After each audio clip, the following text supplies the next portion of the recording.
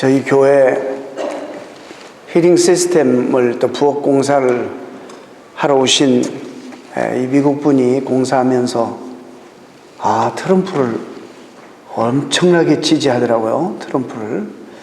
그래서 저는 이제 몇 사람을 확인해 보니까 미국 사회가 이 트럼프에 열광하는 것은 이 백인 사회 속에서 특별히 저소득층에서 자기들이 하고 싶은 말을 트럼프를 통해서 다 하게 되니까 이 트럼프가 아주 과격하게 말하는 이 말이 미국 사람들의 그 마음을 시원케 해줘서 카타르시스를 느끼게 하니까 굉장히 트럼프가 지금 잘못하면 대통령이 될 가능성도 있습니다. 하나님이 아시겠지만 우리 주변에서 우리는 참 요즘에 오늘 말씀 공동체와 관련해서 좀 질문 하나 있는데 그게 뭐냐면 트럼프 현상입니다.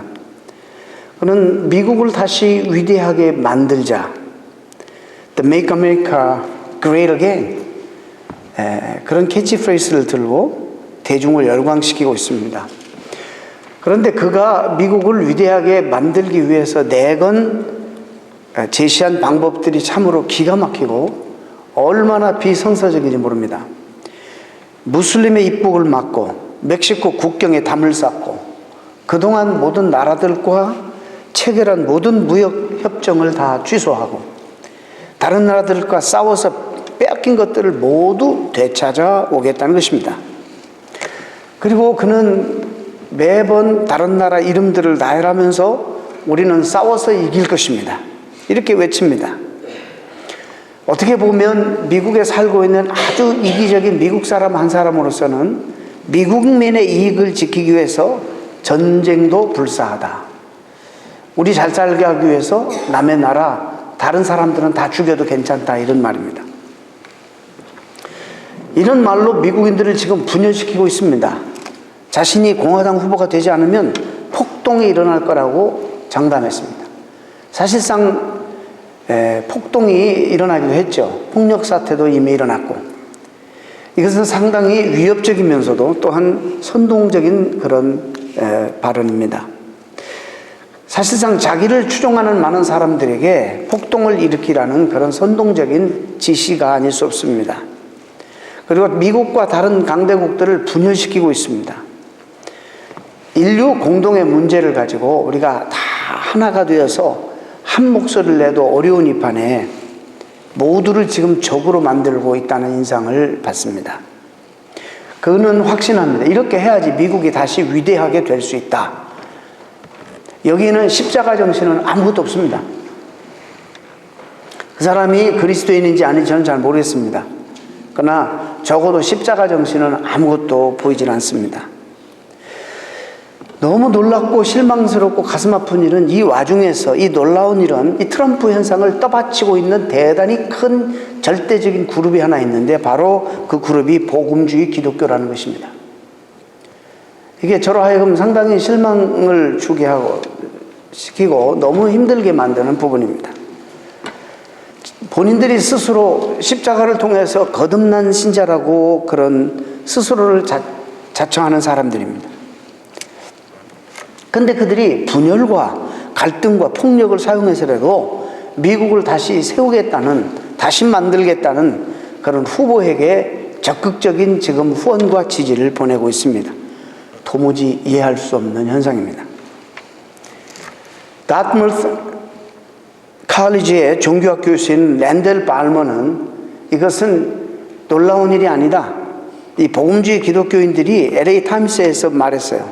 트럼프에 대한 그들의 지지는 결코 놀랄 일이 아니라 이미 오래전부터 복음주의 기독교인들은 양심과 도덕을 버려버리고 세속적 가치를 추정해왔기 때문에 결코 이상한 일이 아니다, 이렇게 말을 했습니다. 여러분, 언젠가 제가 이 강단에서 여러분들에게 십자군 운동에 대해서 말씀을 드렸습니다. 기독교의 가장 수치스럽고 기독교의 가장 처절하게 생각하기도 싫은, 메모리하기도 싫은 그런 운동이 십자가 운동. 그 속에는 십자가라는 이름이 있지만 십자가 정신은 다 빠져버렸고, 그걸 통해서 무참히 많은 사람들을, 모슬림 교도들을 살해하고 죽이고 약탈하고.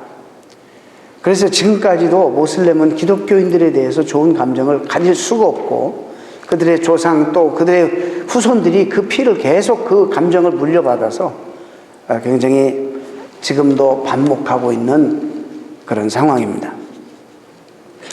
저는 다시 한번 성경이 얘기하는 공동체의 도대체 본질이 무엇이고 그 요인이 어디에 있는지를 한번 오늘 말씀을 통해서 좀 한번 들여다보려고 합니다. 성경의 공동체에 대한 바른 개념을 이해하려면 첫 책인 창세기를 가봐야 됩니다. 하나님이, 자, 좀 어려운 얘기 좀 하겠습니다. 여러분, 두 사랑하는 남녀가 만납니다. 정말 극진히 서로 사랑하고 정말 뜨겁게 열정을 가지고 사랑하는 두 남녀가 만나서 너무 행복하게 하나가 되면 그들 가운데 이제 이 아름다운 그들의 결합을 통해서 맺는 열매가 있는데 바로 자녀입니다. 그냥 어떻게 자연적으로 실수로 어떻게 태어나는 자녀들 말고 이런 사랑의 열매로 정말 갖고 싶어서 의도해서 우리끼리만 이렇게 사랑해도 되는가? 나는 당신 닮은 애기, 나도 당신 닮는 애기를 정말 사랑의 결정체로 이제 낳아서 정말 사랑을 주고받으며 키웠으면 좋겠다라는 이런 생각을 하는 것은 자연스러운 것처럼 성부, 성자, 성령 하나님이 그분들의 존재 자체가 바로 이 아름다운 완벽한 코이노니아, 그분들이 가지는 이 너무나도 아름답고 완벽하고 영광스러운 이 하나됨, 이것이 너무너무 좋아서 어떻게 하면 이런 아름다운 그런 공동체의 하나됨과 영광과 이 기쁨을 함께 나눌까 해서 연장한 것이 그 산물로, 결과로 이 세상을 하나님이 지으신 겁니다. 그래서 하나님이 이 세상을 지으시고 이제 그들의 그 코이노니아에 이제 품으신 거예요. 끌어들인 거예요. 그래서 성삼위 하나님이 누리는 이 아름다운 완벽한 영광스러운 이 하나됨과 이 사귐을 이제 나누는 건데, 그래서 인간을 만드실 때 하나님이 우리의 형상대로, 이런 단어가 여러 번 나옵니다. 우리의 형상대로, 우리의 모양대로, 이런 단어들을 많이 사용합니다. 그래서 세상을 하나님의 그런 아름다운 영광스러운 공동체, 영광스러운 하나됨, 그것을 함께 그 영광을 누리기 위해서 익스팬드해서 그 결과로 피조물을 만들었는데, 하나님이 보시기에 좋았더라. 근데 마지막 인간을 만드시고 심히 좋았더라. 근데 2장에 넘어가서 안 좋은 게 하나가 있어요. 보시기에 안 좋은 게. 아담이 혼자 거하는 것이, 독처하는 것이 좋지 않다. 그래서 하나님이 최초로 하나님 닮은 공동체를 만드신 것이 가정입니다. 여러분, 이 가정이 정말로 중요합니다. 가정에서 또 두 번째는 교회인데, 가정과 교회는 하나님이 친히 그분이 손수 만드신 것이기 때문에 가정과 이 교회의 공동체를 완전히 회복하는 그런 기관으로 하나님이 지금도 사용하시고 계십니다. 이 영광을 맛보지 못하면 어디서도 맛볼 수가 없습니다. 근데 이 완벽한 그런 하나됨의 공동체를 누리다가 죄가 이 세상에 들어오니까 이제 그때부터 이 세상에 타락한 세상에 되고 위계 질서가 생기게 되고 상하 구조가 생기게 되고 또 여러 가지 다스림을 받는 그런 주종관계가 형성이 되고 이 죄의 결과로 지금 일어나는 것들입니다. 여러분, 돕는 배필이라는 그 히브리 원어는 그 단어를 하나님에게도 많이 적용했습니다. 어마어마한 단어입니다. 하나님이 우리를 도우시기를 원하시고 돕는 하나님으로 표현할 때 동일한 단어를 사용했습니다. 이러고 보면 그냥 우리의 삶이 무료해가지고 그냥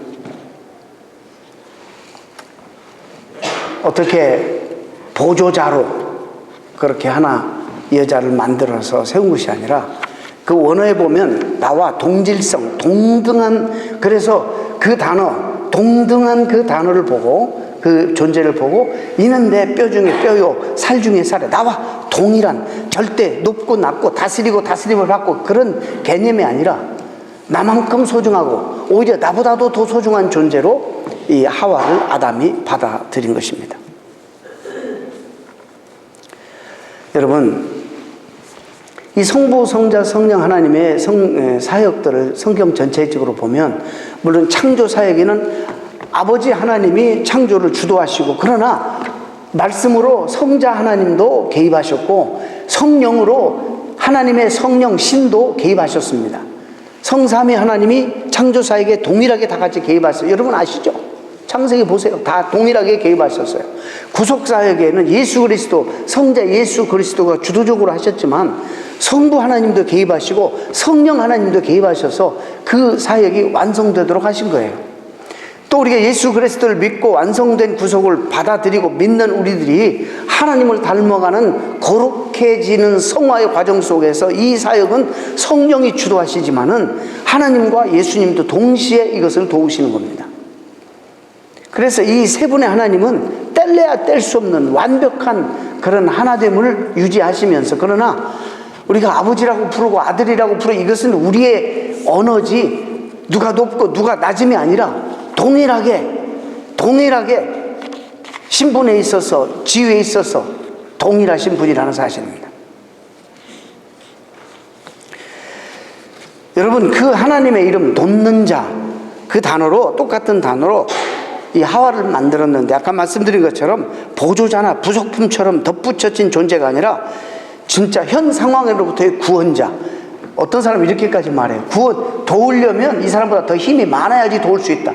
우리 한국교회 여사 성도들을 보게 되면 조금 그게 남자들보다 더 탁월한 부분이 많이 있는 걸 제가 보면서, 여러분 불편하지만 그런 현실이 한국교회에 사실 다 그런 건 아니지만 많은 경우에 여성도들이 하나님을 사랑하는 거며 섬세한 거며 대범한 거며 그러지 않습니까? 뭘 실컷 남자들끼리 상의하면 집에 가면 바뀐다고.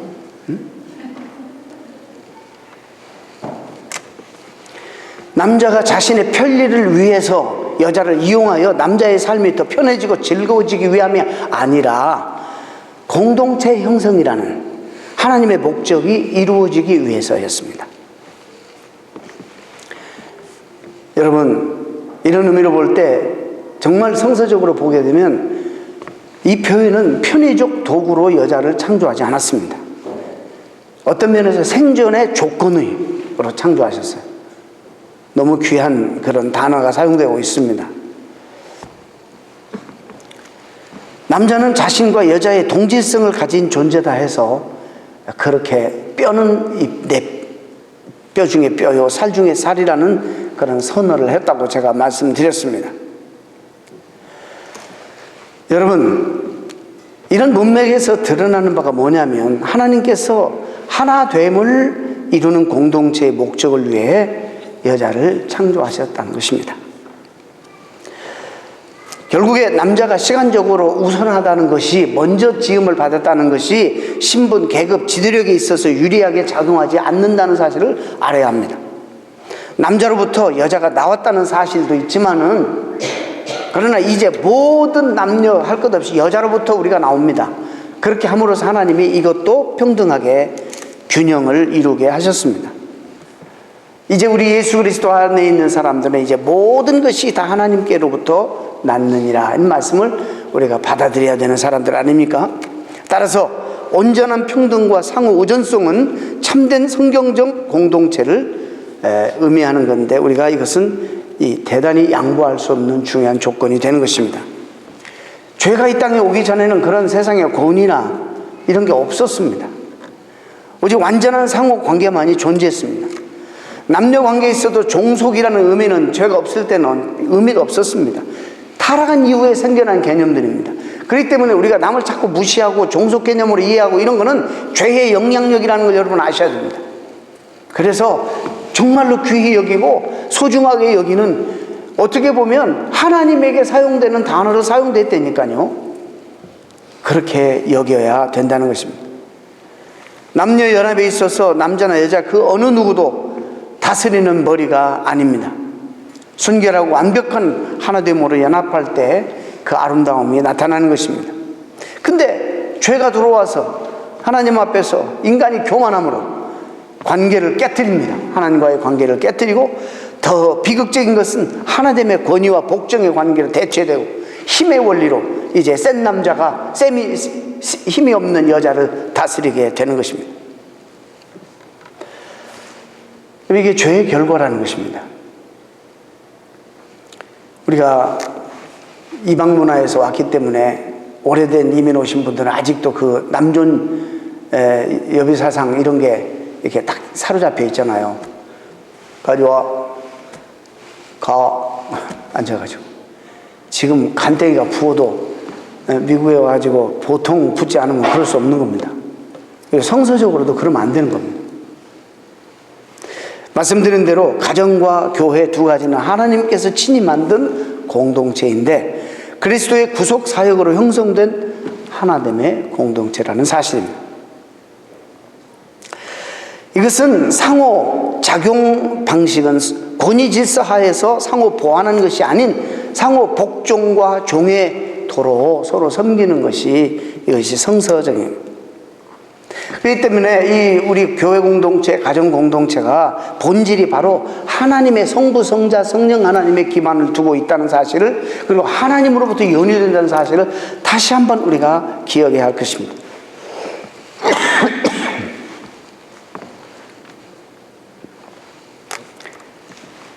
그래서 우리가 이제는 주님 앞에 복음을 듣고 하나님의 자녀가 되었으니까 성부, 성자, 성령 하나님의 그 아름다운 하나됨의 그 영광스러운 그 사귐에 하나님이 우리를 초청해가지고 우리도 그 맛을 보면서 살아가야 한다는 것입니다.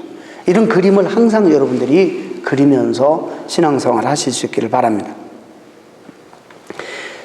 요한이 복음을 전했는데 이렇게 말합니다. 요한 1서에 내가 복음을 너희에게 전하는 것은 너희로 하여금 우리가 누리는 이 사귐, 성부, 성자, 성령 하나님과 가지는 이 사귐에 너희들도 그 하나님과 사귀게 하기 위해서 내가 너희에게 복음을 전한다, 이렇게 전했습니다. 죄에 타락하기 이전에 그들이 누렸던 온전한 일치와 조화된 관계 대신에 이제 죄가 들어옴으로 끔찍한 반대의 구조가 나타납니다. 하나님으로부터 분리됐을 뿐만 아니라 서로도 분리시킵니다. 타락한 이 세상은 온전한 일치와 조화가 깨어지고 이제는 지배자와 피지배자 구성되는 위계 구조가 생겨나게 되고, 남자가 여자를 다스리는 원리가 도입되고, 고통 가운데 고립과 단절, 위계 질서의 구조의 틀 안에 우리 모두가 다 갇히게 되어버렸습니다. 하나님 원하시는 공동체는 파괴되고 계급 구조로 변질되고, 이거는 인간 사회뿐만 아니라 피조 세계도 다 그렇게 죄로 말미암아 영향을 미치게 되었습니다. 여러분, 이걸 아무리 이야기해도 성서적으로 너무나 많은 자료들이 또 성경의 가르침들이 있기 때문에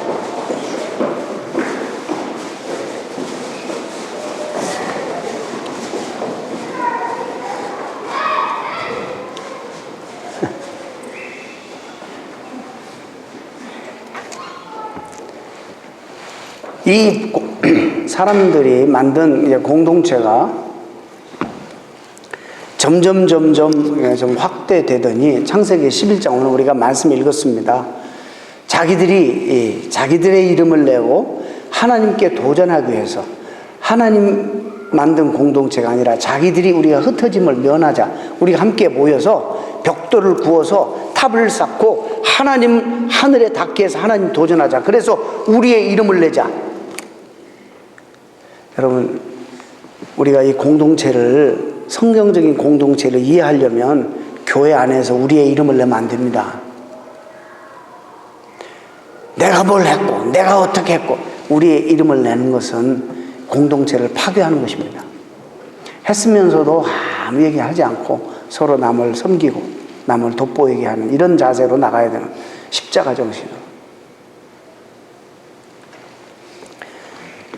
그러더니 하나님께서는 물리적으로 그들의 언어를 혼잡케 해버려요. 더 이상 그들이 모여서 함께 하나님을 대적하는 그런 동기와 그런 목적으로 모여서 그 짓을 하지 못하도록 하나님은 언어를 혼잡게 해버립니다. 그리고 난 다음에 하나님이 다시 하나님이 원하시는 새로운 공동체를 만드시려고 그 타락한 문화 속에 살고 있는 아브라함이라는 사람 하나를 불러서, 야, 파괴되고 타락한 그 공동체에서 떠나라. 내가 너에게 새로운 하나님의 나라의 공동체를 세울 터인데 네가 그 초석이 되어라. 그래서 아브라함을 그 공동체에서 불러내가지고 새로운 공동체를 하나님이 시작하십니다. 이제 내가 복을 줄 텐데 너를 통해서 천하 만민이 복을 얻을 것이고, 너를 통해서 이 속에는 예수 그리스도의 약속과 훗날에 성령이 임하고 교회에 대한 약속이 그 속에 다 들어가 있는 것입니다. 그래서 너를 통해서 이제는 하나님 나라 공동체를 내가 확장하고 만들 것이다. 그래서 부름받은 사람이 아브라함입니다. 그래서 모든 민족이 너를 인하여 복을 얻게 될 것이다. 언약을 주십니다. 그리고 그 후손들을 통해 이방의 빛으로 세워질 이스라엘 민족 공동체와 그 후손을 통해서 탄생하게 될 메시아 약속하시죠. 그리고 그 메시아를 통해서 믿는 자들에게 세워질 하나님의 나라, 교회 공동체까지를 지금 이 속에서 이야기하고 있는 것입니다. 그리고 하나님이 역사 가운데 개입하셔서 이 일을 친히 간섭하시고 실행하시는 것입니다. 그 선상에 우리가 지금 서 있는 것입니다. 그래서 하나님은 언약이었고, 하나님을 섬기는 경건한 지도자들, 그래 선지자들이 인도함에도 불구하고, 근데 그 백성들은 반역하고 실패하고 분열이 반복되고 그렇게 되죠, 구약에. 근데 성경에 때가 참해, 하나님의 때에 그 약속의 실체인 예수 그리스도가 이 땅에 오셨습니다.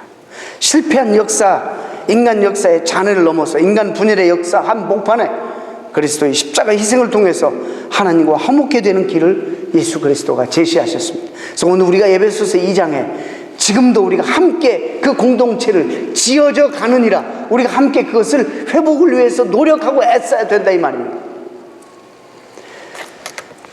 그리스도는 그 십자가의 죽음으로 새로운 공동체, 새로운 하나님의 공동체를 회복하는 길을 열어놓으셨습니다.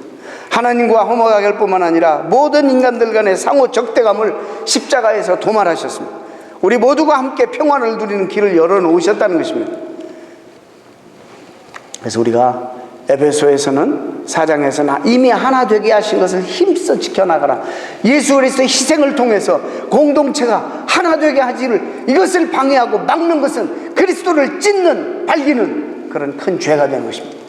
이게 얼마나 소중한 것인지 몰라요. 창세기부터 하나님이 온 심혈을 기울여서 다시 이 세상을 회복해서 그 세 분이 누리는 완벽하고 영광스러운 하나됨의 공동체에 우리를 초청해서 이걸 누리려고 우리에게 큰 은혜와 복을 주셨는데, 저는 이 미국의 복음주의가 보통 심각한 게 아니라고 봅니다. 어떻게, 저는 처음에는요, 우리 다 그런 영향을 받아요. 신앙은 당신과 하나님과의 문제예요. 맞아요, 안 맞아요? 맞는 말이에요. 그런데 그것만이 아니에요. 당신과 하나님과의 문제만이 아니라 내 이웃과의 문제이기도 합니다. 신앙은 십자가를 보세요. 수직만 있는 게 아니라 수평도 있어요. 내가 하나님과의 관계가 바로 되었다면 필연적으로 이웃과의 관계가 잘 돼야 되는 거예요. 이웃과의 관계가 잘 안 되고 있으면 이것을 의심하는 거예요. 우리는 이 복음주의자들이 자꾸 그냥 너무 복음을 쉽게 이렇게 가르쳐가지고 불러가지고 알트콜링이라고 그러죠. 나와서 주님 영접하라고 하고, 알기는 알아요. 내가 하나님과 관계가 회복되면 필연적으로 이 복음의 디맨드가 이웃과의 관계도 우리가 맺어야 되는 것이 분명하니까 알기는 아는데 너무너무 이 부분에 대해서 훈련이 안 되고 너무너무 미숙해요. 그래서 무슨 말을 못해.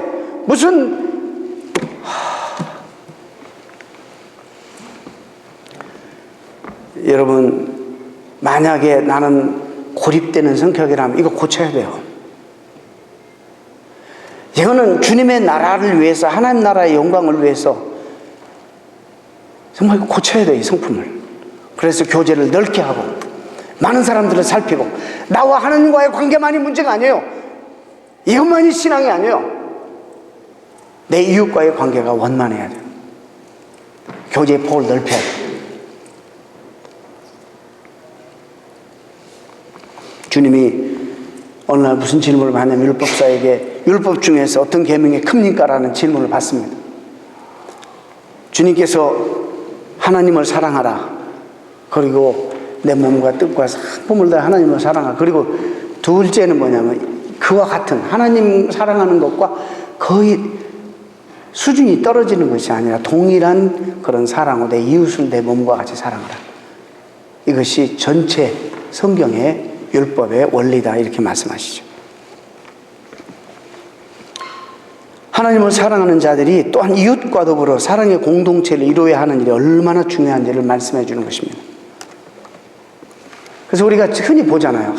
하나님 사랑한다고 하고 기도 열심히 하고 주여 주여 하고 누가 봐도 막 정말 상대도 안 해줄 정도로, 근데 옆에 있는 사람들하고는 관계가 너무 좋은 신앙 아닙니다.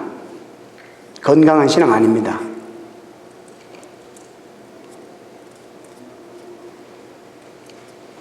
매력적인 사람들이 돼야 돼요, 유대계.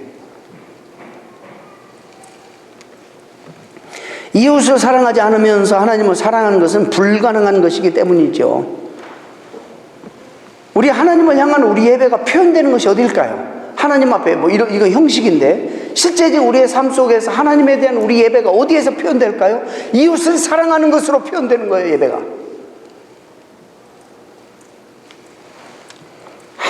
한날 똑같은 사람들만 만나고 그냥 편한 사람들만 옹기종기 개토를 형성해가지고 이 틀 안에 어떤 사람도 못 들어오게 하고,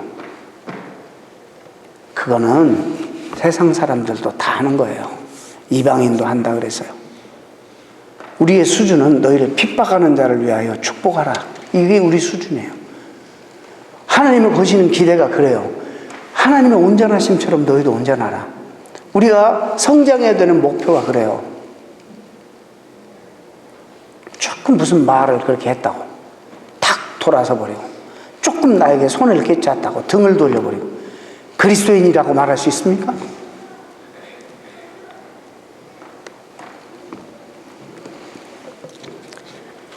사도행전의 초대 기독 공동체를 우리가 자세히 들여다보면 하나님의 이 하나됨이, 바로 이 공동체를 사모하시는 하나님의 모습이 얼마나 구체적으로 표현되어 있는지 모릅니다.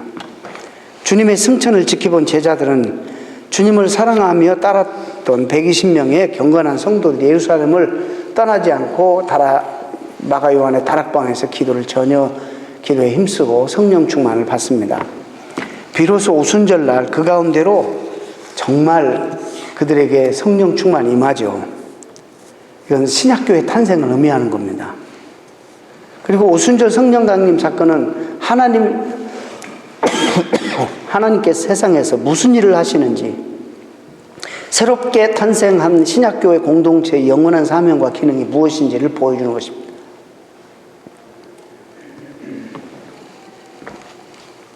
제가 언젠가도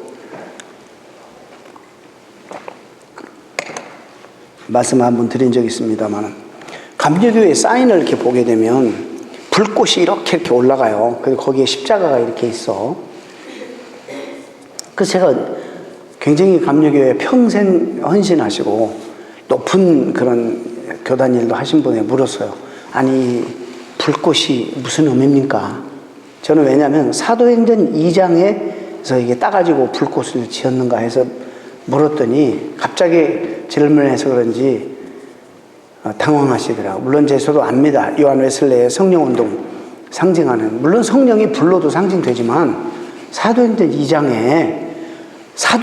2장에서 성령을 이해할 때 불꽃으로 이해하면 이건 성경을 잘못 보는 것입니다. 여러분, 사도행전 2장의 방언은 성령 충만한 베드로가 자기 말로 설교했는데 모든 사람들이 각기 난 곳, 자기가 태어난 곳에서 들은, 그리고 배운 그 언어로 듣게 되는 방언이에요. 고린도전서에 얘기하는 방언의 은사하고 다른 겁니다. 한 가지만, 거기 원어를 보게 되면 불의 혀라고 되어 있어요. 불의 혀. 그니 불이 막 혀처럼 이렇게 그 그림을 그렸는데 거기에 중요한 단어는 혀입니다. 혀. 불이 아니에요. 불이라는 단어는 이 혀의 모습을 모디파이 하는 거예요. 표현해 주는 거예요. 혀가 중심이에요. 혀가. 혀는 뭐냐면 말, 통, 언어, 이 모든 것들, 즉 창세기 11장에서 흩어버린 언어를 하나님이 통합하시는 바로 그 의미가 거기 있는 거예요. 너희들이 만드는 공동체를 흩어버리신 하나님이 이제 하나님이 교회를 통해 새로운 공동체를 시작하신다는, 흩어진 언어들이 하나로 통일되는 것을 보여주는 그로사라는 그런 단어입니다. 여기서 오해하면 안 됩니다. 물론 성령의 상징으로 불, 방망이 뭐 여러 가지 뭐 소멸하시는 불로도 표현되고 그러지만 적어도 사도행전 2장의 그 불은 그 불이 아닙니다. 그래서 제가 오늘 11장, 창세기 11장을 읽었습니다. 그렇게 애타하신 하나님, 인간들이 하는 일이, 타락한 인간들이 모여가지고 자기 문화를 만들어서 하나님을 대적하려는 동기와 목적을 가지고 덤비니까 하나님 물리적으로 언어를 흩어버려요. 그래서 못 알아듣게 해서 그 역사를 방해하신 하나님이 성령을 그들 가운데 부어주심으로 이것이 다 통일된 언어로. 대단히 중요한 두 사건은 연관이 있습니다. 사도 베드로는 일어나 설교하죠. 이 사건은 구약의 모든 예언의 성취다. 하나님의 약속의 성취다. 새로운 시대가 열렸다. 이렇게 그리고 너희들이 죽인 예수 그리스도가 곧 우리의 주고 그리스도다. 하나님이 그를 우리의 주가 되게 하셨고 그리스도 되게 하셨다 라고 설교할 때 가슴을 찌며 회개하는 역사가 일어났습니다. 그렇게 시작된 신약교회가 폭발적으로 오늘까지 성령의 놀라운 은혜와 역사로 발전되어서 오늘 여기까지 왔습니다. 말씀 뵙습니다. 이제 얼마나 하나님이 공동체의 하나됨을 소중히 여기시고 애타게 바라시는 걸 여러분 아실 것입니다. 우리가 이 교회에서 바로 그 하나됨을 못 느끼면 성부, 성자, 성령 하나님의 완벽한 그 영광스러운 하나됨을 이게 넓혀서 확장해서 우리에게 우리를 품어서 그걸 느끼게 하시는데 우리는 조금만 잘못하면 부셔. 너는 나하고 다르고, 이 사람 나하고 이게 다르고, 이거는 그리스도의 몸을 찢는, 갈기갈기 찢는 그런 행위라는 것입니다. 어떻게든지 우리가 서로 품고 서로 저 사람이 나와 다른 것이 강점이에요, 여러분. 가끔 우리가 쓰는 말에 어휴 나 그런 줄 몰랐는데 사귀어보니까 굉장히 좋은 사람이라고. 왜 그런 말들 하십니까? 좀 사귀어보세요. 다 정말 하나님의 사람들이고 좋은 사람들입니다. 그래서 이 공동체가 천국 공동체가 되게 만들어야 돼요. 근데 이게 대형교회에서는 안 되는 거예요, 이게.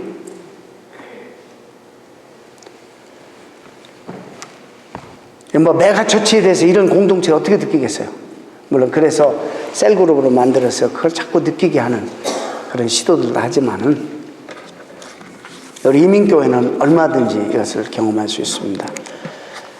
지난주에도 바로 이 브로컬 컨퍼런스를 하게 됐는데 이제 예배 마치고 정 집사님이 잠깐 다녀온 소감을 한 5분간 짧게 축도 이후에 좀 쉐어를 하겠습니다만은 어떻게 하면 깨어지는 이 가정, 공동체를 회복할 것인가 이걸 주제로 우리가 강의 듣고 고민하고 많은 사람들이 16교회에서 모여들어서 정말 잠시나마 천국을 맛보고 경험하고 그리고 다 돌아갔습니다. 여러분이 기도해 주셔서 수요일도 기도해 주시고 매일 기도해 주셔서 너무 고맙고 성공적으로 잘 마칠 수 있었습니다. 고맙습니다. 긴장이 풀리고 난 다음에 다 끝날 때까지는 아프지도 않게 하시더니 잠도 못 잤는데 여기 와서 늘어지게 자는데도 감기가 이제 걸렸습니다. 긴장이 풀리니까 감기 걸려서 설교할 때 자주 기침해 여러분 죄송합니다. 우리가 한번 만들어 보자고요. 하나님이 원하시는 그 아름다운 천국 공동체를 여기서 만들어 보자고요. 왜 못해요? 우리가 성격 탓이라 그러지 말고 노력해야 돼요. 왜 이것은 미숙해요? 나는 성격적으로 누구하고 조금 차이가 있지만 주님 나를 도와주세요. 도와주세요. 그래서 교제의 폭도 넓히고 꼭 만나는 사람들만 만나지 말고 성도들 우리가 섬겨야 될 사랑의 대상들 아닙니까? 그래서 천국에서까지 누려야 될 이 아름다운 사랑과 은혜를 여기서 누리는 건강한 공동체 되기를 축원합니다. 기도합니다.